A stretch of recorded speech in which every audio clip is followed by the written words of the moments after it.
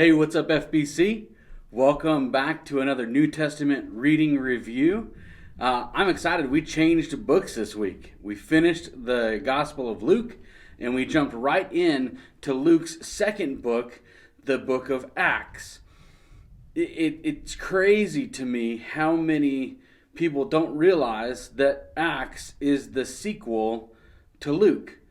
Luke is often referred to as the first historian of the Christian church, and he made it his job to follow around the apostles and record church history as it was happening. And so his Gospel of Luke was the life of Jesus, and the book of Acts is the establishment of his church. And so when we finished in Luke 24 with Jesus' ascension, Acts 1 picks up right at that same spot.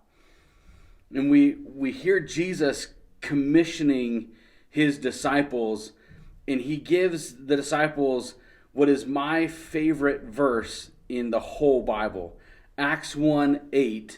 Jesus says this. He says, "But you will receive power when the Holy Spirit has come on you, and you will be my witnesses in Jerusalem, in all Judea and Samaria, and to the ends of the earth."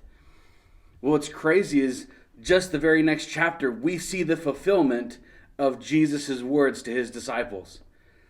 If you were reading along with us and you came to Acts 2 and you saw the subtitle of Acts 2 is the Pentecost, that's the day that the disciples, the apostles now, stand before thousands of people and they receive the gift of tongues. And we understand that that gift of tongues is literal spoken languages. We know that because the text tells us that the disciples spoke, the apostles spoke, and everyone heard in their own language. They heard the gospel and understood the gospel. It says that thousands were baptized that day, and from that moment, all of those thousands of people were included in that witnesses. Right? Jesus says to his disciples, "You will be my witnesses." When those thousands of people at Pentecost become the disciples of Jesus, they too become witnesses. Same for you and me. When we become disciples of Jesus, we become his witnesses in our hometown, in our home state, in our home nation, and then to the ends of the earth. We often get asked, why do we do mission trips when there's so much work to be done here in Barstow?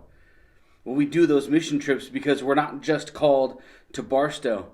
As God's witnesses, as Jesus' disciples, you and I are called to here at home and to the nations. And so as the church, we have to give you the opportunity to fulfill God's calling on your life. That's why we do local outreaches. That's why we're excited about planning an Easter egg hunt for our community. That's why we do trunk or treat and vacation Bible school. That's why we meet every Sunday. That's why we have core classes and small groups, because God has called us to be his witnesses here at home. But we also go to Provo. We also go to South Africa. We also go to Panama and Honduras and Chile and Brazil and Mexico, because God has called us not only to be his witnesses at home, but to be his witnesses to the ends of the earth.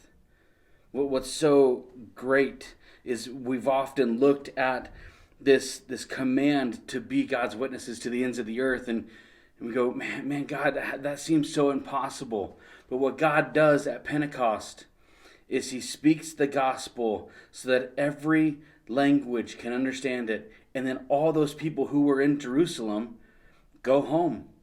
They take that gospel message. Now they're the witnesses, and they're going to their hometowns. And they're taking that gospel message to their hometowns and to the ends of the earth.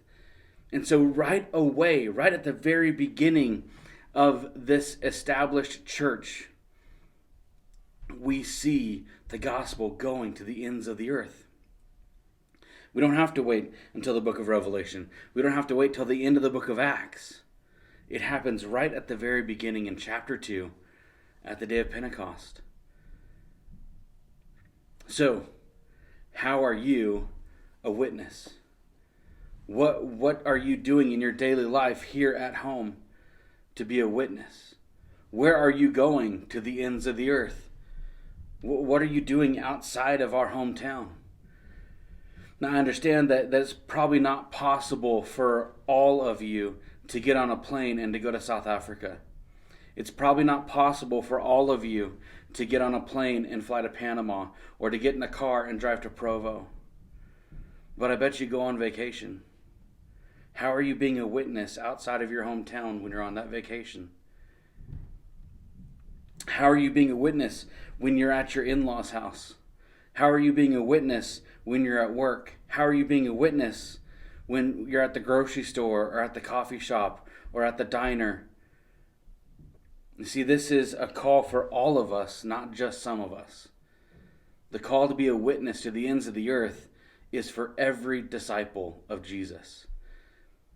It wasn't just for the apostles, it was for all of us who would come behind them as disciples of Jesus.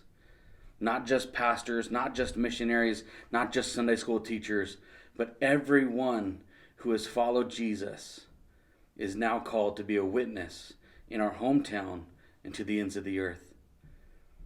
Church, I hope that you'll take that call seriously. I hope that you'll get excited about being a witness of the gospel here in Barstow and to the ends of the earth. Church, we love you, and I am so glad that you are on this journey reading through the New Testament with us. I hope that you'll continue with us, and we'll see you at church on Sunday.